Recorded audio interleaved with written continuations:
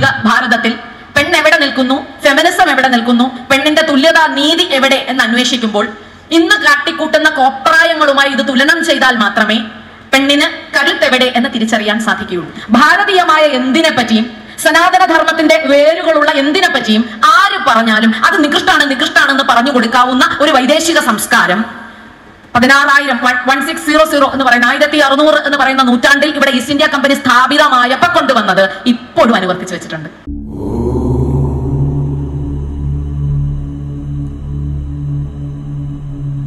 മനോഹരമാക്കിയ ആദരണീയായ അധ്യക്ഷ മാലേത്ത് സരളാദേവി അവർകൾ ഞാൻ ഇന്ന് സംസാരിക്കുന്ന വിഷയവുമായി ചേർത്തു തന്നെ അഭ്രപാളികളിലെ സൗന്ദര്യം, കലയുടെ താളലയ ക്രമത്തോടുകൂടി തന്നെ ഭാരതീയ പെണ്ണത്വം എന്ത് എന്നതിനെ പറ്റി ഉചിതമായ വ്യാഖ്യാനം നിർവഹിക്കാനായി എത്തിയിരിക്കുന്ന കുമാരി അഖില ശശിധരൻ അവർകൾ, ചട്ടമ്പി സ്വാമികളുടെ പിള്ളത്താലോലിപ്പ് എങ്ങനെയാണ് അമ്മയെയും കുഞ്ഞിനെയും തമ്മിലുള്ള ബാന്ധവം, അവരുടെ ചേർച്ച കുടുംബങ്ങളെ ഊഷ്മളമാക്കുന്നത് എന്നത് പ്രതിപാദ്യ വിഷയമായി ഇവിടെ നാമുമായി സംവദിക്കുന്ന സമാരാധ്യായ കൃഷ്ണപ്രിയ അവർകൾ, വേദിയിലെ മറ്റ് വിശിഷ്ട വ്യക്തിത്വങ്ങളെ, സദസ്സിലെ ബഹുമാന്യരെ, പ്രിയമുള്ളവരെ, 112 ഒരു ചെറിയ സംഖ്യയല്ല. ആ സംഖ്യയുടെ മഹത്വം ഹിന്ദു മഹാസമ്മേളനത്തിൻ്റെ വാർഷികം എന്നതിനേക്കാളും അപ്പുറം ഭാരതീയ പൈതൃകവുമായി ഞാനൊന്ന് കൂട്ടിച്ചേർക്കുന്നത് അർദ്ധനാരീശ്വര പ്രതീകമായ സാക്ഷാൽ പരമശിവനും ഉമയ്ക്കും ചേർത്തു പിടിക്കാവുന്ന തരം ഒരു കഥ പറഞ്ഞുകൊണ്ടാണ്. ശ്രീ പരമേശ്വരന്റെ ഏറ്റവും കേമിയായിട്ടുള്ള ശിഷ്യ അദ്ദേഹത്തിൻ്റെ ഭാര്യ കൂടിയായിരുന്നു. ഇത് ഭാരതത്തിലും നമ്മുടെ പൈതൃകത്തിലും ദർശിക്കാൻ സാധിക്കുന്ന അനുപമ സൗന്ദര്യമാണ്. പറഞ്ഞു കൊടുക്കുക, കേട്ട് പഠിക്കുക, ചോദ്യോത്തരങ്ങളിലൂടെ മനസ്സിൽ തന്നെ വിശകലനം ചെയ്യുക, ഇത്തരം ഒത്തുചേരലുകളിലെല്ലാം കേൾക്കുന്ന ശ്രവണത്തിൽ നിന്ന് മനനതലത്തിലേക്ക് പോയിട്ട് ഒടുവിൽ ധ്യാന നിമഗ്നമായ മനസ്സോടെ സമാധിയിലെത്തിച്ചേരുക, പരമ്പൊരുളിനെ തിരിച്ചറിയുക. ആ ചൈതന്യം ഇത് തന്നെ അഹം ബ്രഹ്മം എന്ന തിരിച്ചറിവുണ്ടാക്കാൻ വേണ്ട പ്രചോദനമാണ് ഇത്തരം കൂട്ടായ്മകൾ എന്ന് ഞാൻ വിശ്വസിക്കുന്നു. അതുകൊണ്ട് ശ്രീ പരമേശ്വരന്റെ അടുക്കലേക്ക് സപ്തർഷികൾ വന്ന് മോക്ഷത്തിന്റെ മാർഗങ്ങൾ ചോദിച്ചപ്പോൾ അദ്ദേഹം പറഞ്ഞുകൊടുത്ത മോക്ഷമാർഗങ്ങളുടെ എണ്ണം 112.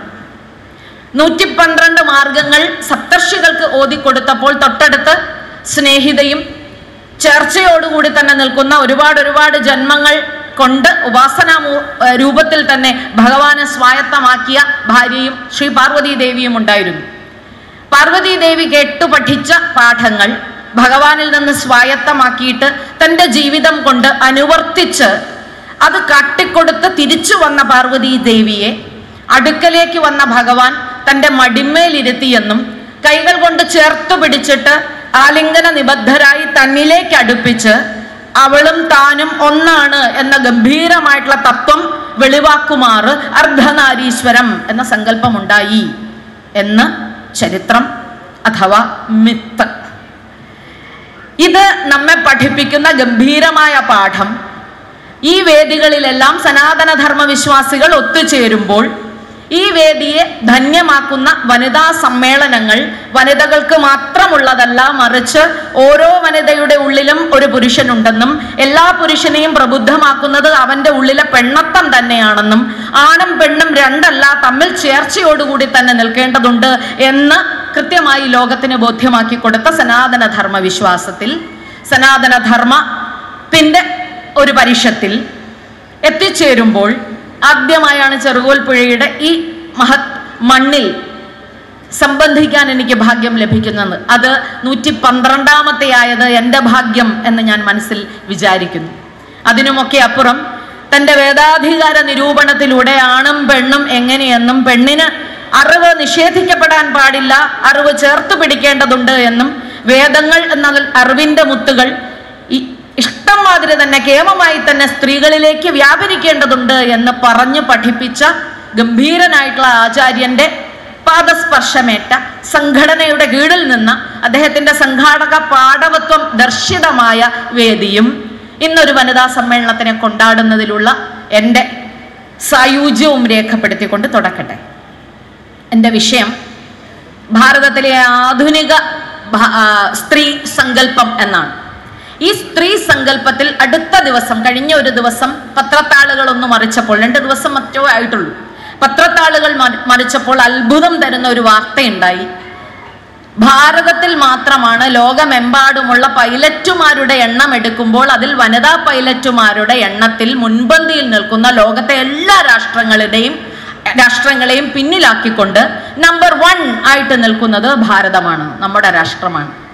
ഇവിടത്തെ പെണ്ണിന്റെ സ്ഥാനം അന്ന് എങ്ങനെയായിരുന്നോ അതുപോലെ പ്രോജ്വലിതമായി ഇന്നിലേക്ക് മടക്കിക്കൊണ്ടുവരാൻ നമ്മുടെ സാമൂഹിക രാഷ്ട്രീയ നിലപാടുകൾ, സാമൂഹിക ബോധങ്ങൾ, രാഷ്ട്രീയ ഐക്യങ്ങൾ, പ്രബുദ്ധത എന്നെയും നിങ്ങളെയും എങ്ങനെ ശക്തിപ്പെടുത്തുന്നു എന്നതിന് നിദാനമായിട്ട് ഈ ഒരൊറ്റ പത്ര കട്ടിംഗ് ഞാൻ മനസ്സിൽ സ്വീകരിച്ചു.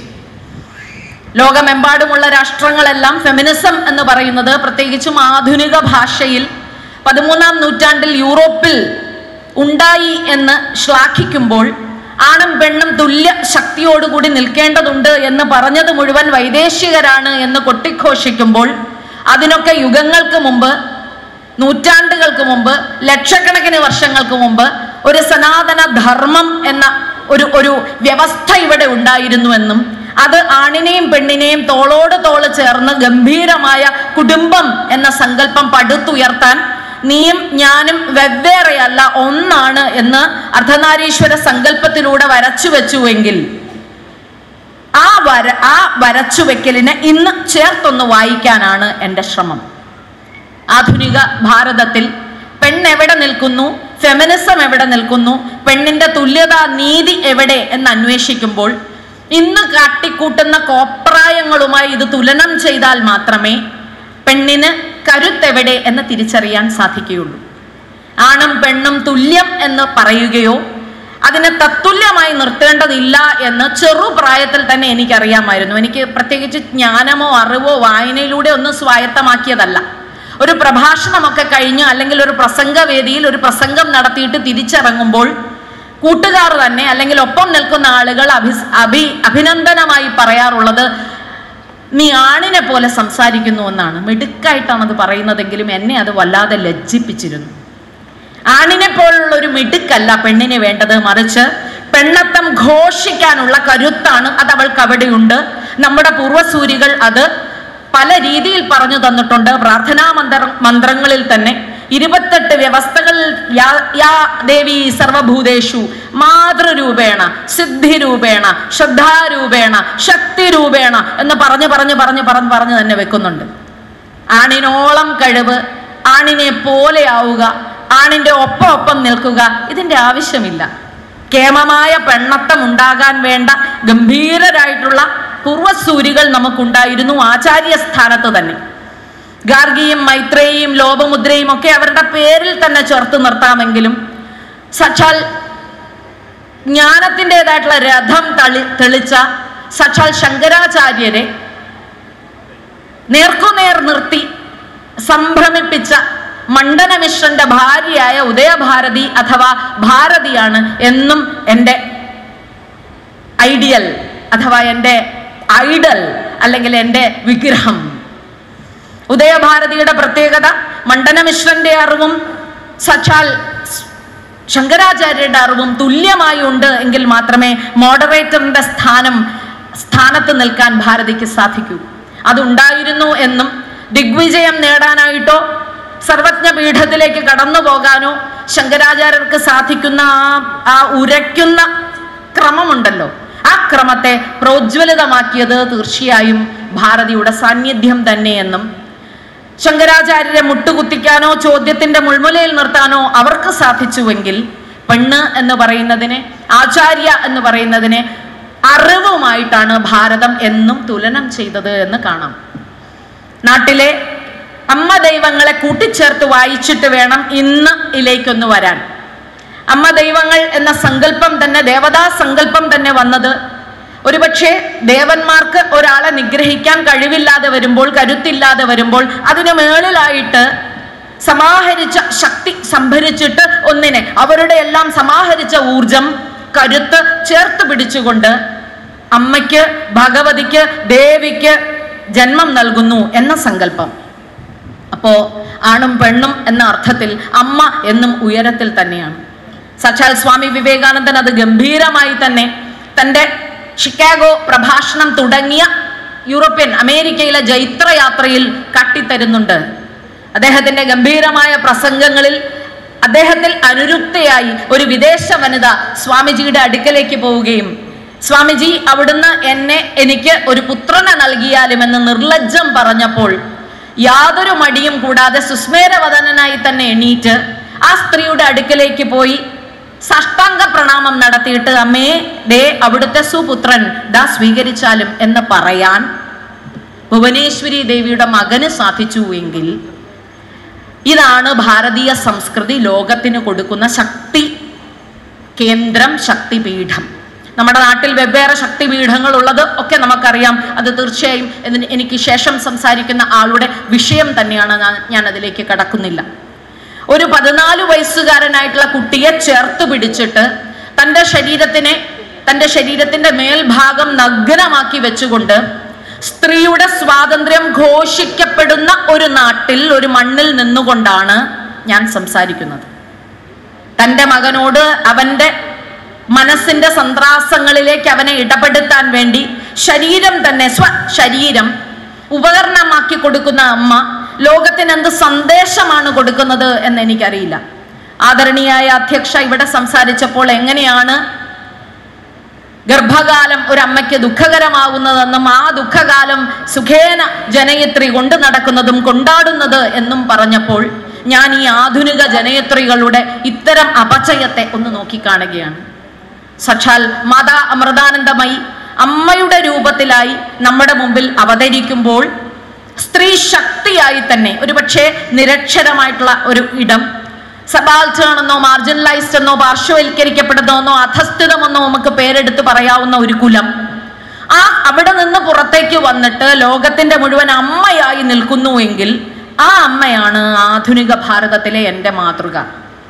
ആ അമ്മയുടെ അടുക്കലേക്ക്, അമ്മയുടെ മടിത്തട്ട് നമുക്ക് തരുന്ന സുഖം, ശീതളിമ, സന്തോഷം, കരുത്ത്, തുണ മറ്റൊരിടത്തും കിട്ടില്ല.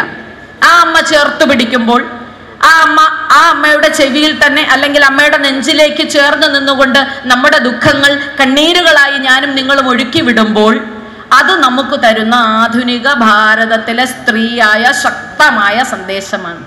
UN-ലേക്ക് അമ്മയ്ക്ക് ചെല്ലാൻ സാധിക്കുന്നതും അവിടങ്ങളിലെല്ലാം കൃത്യമായ രേഖപ്പെടുത്തലുകൾ, കയ്യൊപ്പ് രേഖപ്പെടുത്താൻ അമ്മയ്ക്ക് സാധിക്കുന്നു എന്നുണ്ടെങ്കിൽ അത് ആധുനികതയിലെ കൃത്യമായ പെൺസങ്കല്പമാണ് എന്ന് പറയാതെ വയ്യ.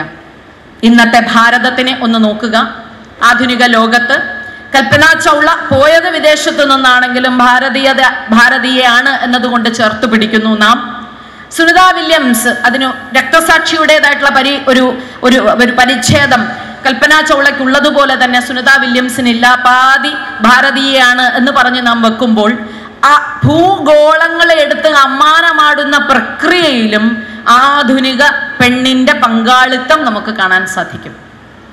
സ്പോർട്സ് മേഖലയിലായാലും മുമ്പന്തിയിൽ നിൽക്കുന്നത് സ്ത്രീജനങ്ങളെ, പ്രത്യേകിച്ചും ഭാരതത്തിലെ സ്ത്രീജനങ്ങളെ കാണാം. ഞാൻ വിചാരിക്കുന്നു ആധുനിക ഭാരതം മുന്നിൽ തന്നെ സ്ത്രീകളെ നിർത്തുന്നതിൻ്റെ ഏറ്റവും ശക്തമായ ഉദാഹരണമാണ് ജനുവരി 26-ാം തീയതിയിലെ നമ്മുടെ റിപ്പബ്ലിക് ദിന പരേഡ്.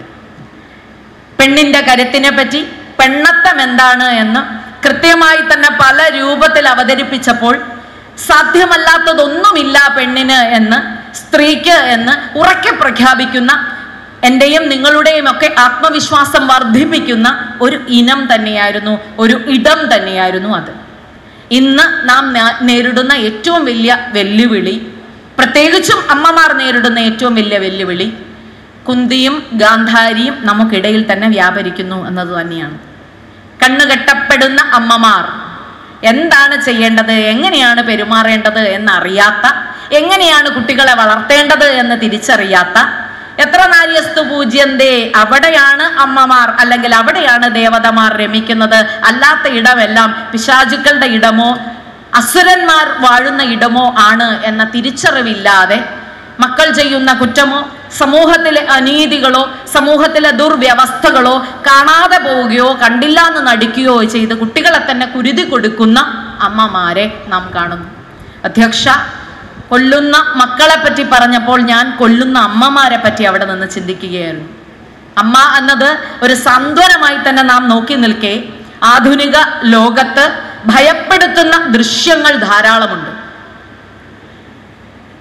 ഫെമിനിസം എന്നത് 13-ാം നൂറ്റാണ്ടെന്നും യൂറോപ്യൻ എന്നും ഞാൻ പറഞ്ഞത് എല്ലാം അവിടെ നിന്ന് കോപ്പി ചെയ്യാൻ, എല്ലാം അവിടെ നിന്ന് കടമെടുക്കാൻ, അതാണ് കേമം എന്ന് കണ്ട 200 വർഷത്തെ അടിമ വ്യവസ്ഥതയിൽ ഇന്നും കുഞ്ഞിപ്പോയ നട്ടല്ലുകൾ നിവർത്തിപ്പിടിക്കാൻ സാധിക്കാത്ത ലോകത്തിന് സംഭവിച്ച അപജയമാണ്. പാശ്ചാത്യ ലോകം കാട്ടിക്കൂട്ടുന്ന എല്ലാ വിക്രിയകളും അതുപോലെ തന്നെ കീഴടക്കാൻ ശ്രമിച്ചപ്പോൾ അമ്മ എന്ന് പറയുന്നത് കേവലം ഉപഭോഗ വസ്തുവായോ അമ്മ എന്ന് പറയുന്നത് കേവലം ഒരു കമോഡിറ്റി ആയോ മാറുന്നത് നാം ഇവിടെ കാണുന്നുണ്ട്. അതുകൊണ്ടാണ് തൻ്റെ ഇതര വിവാഹ ഏതര ബന്ധത്തിന് തടസ്സം നിൽക്കുന്ന കുഞ്ഞിനെ നിഷ്കരുണം കൊല്ലാൻ അമ്മമാർക്ക് സാധിക്കുന്നത് ആധുനിക ലോകത്ത്. അതിന് തിരിച്ച് പിടിച്ച് നമ്മുടെ സംസ്കൃതി എന്താണ്, നമ്മുടെ മൂല്യം എന്താണ് എന്ന തൊട്ടറിവ് ഓരോരുത്തർക്കും കൊടുക്കാൻ ഇത്തരം സമാരോഹങ്ങൾ, സത്സംഗങ്ങൾ ഇടയാക്കട്ടെ എന്ന പ്രാർത്ഥനയാണ് എനിക്കുള്ളത്. നിയമവ്യവസ്ഥയെ പറ്റിയുള്ള അറിവ്, 33% സംവരണം എന്ന ഒരു ബില്ല് എടുത്തു വെച്ച് നമ്മുടെ പാർലമെന്റ് വീണ്ടും വീണ്ടും വീണ്ടും വീണ്ടും അധര വ്യായാമം നടത്തുമ്പോൾ പെണ്ണെവിടെ നിൽക്കുന്നു എന്ന തിരിച്ചറിവും കൂടെ ചേർത്ത് വായിക്കേണ്ടതുണ്ട്. ഇതര സംസ്കൃതികളിൽ നിന്നും ഭാരതത്തിനെ എന്നും മാറ്റി നിർത്തുന്നത് അല്ലെങ്കിൽ ഭാരതം മുന്നിൽ നിൽക്കുന്നതിന് കാരണം ഒറ്റ കാര്യമാണ് ഭാരതത്തിന്റെ ഊഷ്മളമായ കുടുംബസങ്കല്പം. ഒരുപാട് സിവിലൈസേഷനുകളെ പറ്റി, ഒരുപാട് കൾച്ചറിനെ പറ്റി, സംസ്കാരങ്ങളെ പറ്റി ഞാനും നിങ്ങളും ഹിസ്റ്ററി ബുക്കുകളിൽ പഠിച്ചിട്ടുണ്ട്.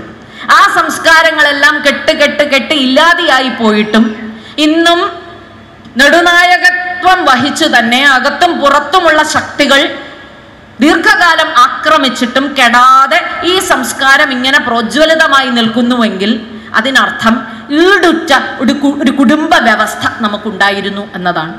ആ കുടുംബ വ്യവസ്ഥയാണ് ഇല്ലാതെയാക്കാൻ ശ്രമിക്കുന്നത്. ആധുനിക ലോകത്ത് ലോർഡ് മെക്കാളെ ഇവിടെ ഭാരതത്തിനെ നോക്കിക്കണ്ടപ്പോൾ അവിടുത്തെ റാണിക്ക് ഒരു കത്ത് കുറിച്ചു കൊടുത്തു എന്നത് ചരിത്രം. ആ കത്തിൽ ഇങ്ങനെയാ പറഞ്ഞിരുന്നത്, ഈ നാടിനെ നശിപ്പിക്കണമെങ്കിൽ നമ്മള് ലോകത്ത് ഒരുപാട് രാജ്യങ്ങളെ നമുക്ക് അടിമകളാക്കി വെച്ചു, പക്ഷെ ആ നാട് പോലെ അല്ല ഈ നാട്. ഭാരതം വിഭിന്നമാണ്.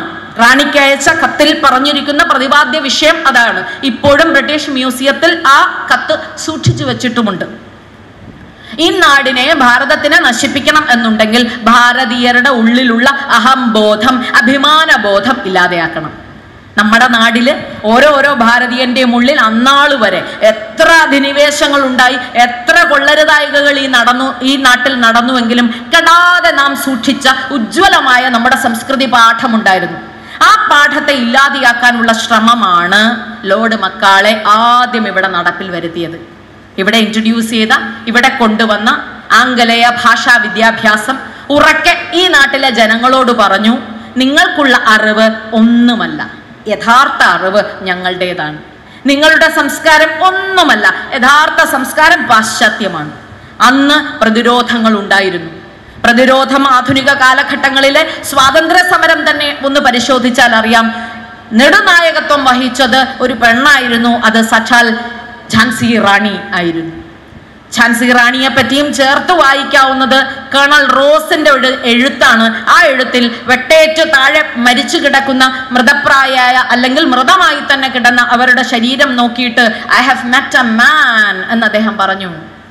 I have met a man എന്ന് ഞാനൊരു പുരുഷനെ കണ്ടു എന്ന് പറഞ്ഞു. അതൊരു വിദേശ സംസ്കാരമാണ്. ഇന്നാട്ടിലാണെങ്കിൽ അമ്മേ എന്ന് തന്നെയാണ് വന്ദിക്കുക, അതിനെ പെണ്ണായി തന്നെയാണ്, അവരെ പെണ്ണായി തന്നെയാണ് കാണുക. അത് മറ്റൊരു വാദം, ഭാഷ രീതി. അപ്പോ ഝാൻസി റാണിയെ ചേർത്ത് ഞാനിത് വായിക്കാൻ ശ്രമിക്കുന്നത് ആധുനിക ഭാരതത്തിൽ ഇന്ന് ഞാനും നിങ്ങളും നേരിടുന്ന വെല്ലുവിളികളിൽ ഭൂരിപക്ഷവും അന്ന് ലോർഡ് മെക്കാളെ 200 വർഷമേ ഉള്ളൂ, 200 വർഷത്തിന്റെ മാത്രം വ്യത്യാസം, അല്ലെങ്കിൽ 2-3 നൂറ്റാണ്ടിന്റെ വ്യത്യാസം. ലോർഡ് മെക്കാളെ നടത്തിയ ഒരു ഇടപെടലാണ്. ആ ഇടപെടലിന്റെ ബാക്കിയാണ് നമ്മളിപ്പോൾ സ്വായത്തമാക്കിയിരിക്കുന്ന വൈദേശിക സംസ്കാരം. കുടുംബത്തിൽ നിലവിളക്ക് കത്തിച്ചു വെച്ചിട്ടല്ല ഒരു പിറന്നാൾ ആഘോഷം. വൈദേശികതയെ കോപ്പി അടിച്ചിട്ട് തന്നെ, അതിനെ പകർത്തി വെച്ചിട്ട് തന്നെ ഒരു കേക്ക് മുറിക്കണം എന്നുണ്ടെങ്കിൽ, ഒരു പിറന്നാൾ ആഘോഷം നടത്തണമെങ്കിൽ ഊതിക്കെടുത്തണം എന്നുള്ള ആ പാശ്ചാത്യ സംസ്കാരം നാം സ്വീകരിച്ചപ്പോൾ ആദ്യമായി അധപ്പതനം ആരംഭിച്ചു എന്ന് ഞാൻ വിചാരിക്കുന്നു.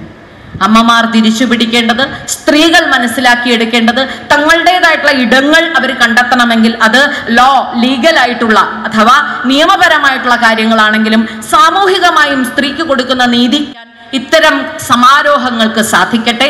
ഈ അടുത്ത ദിവസം ഒരു സ്പിരിച്വാലിറ്റിയെ പറ്റി, ആധ്യാത്മികതയെ പറ്റി സംവദിച്ച ലന എന്ന് പറയുന്ന ഒരു ചലച്ചിത്ര താരം നേരിടേണ്ടി വന്ന അവമതിയെ കുട്ടിയും ചേർത്ത് പറയട്ടെ.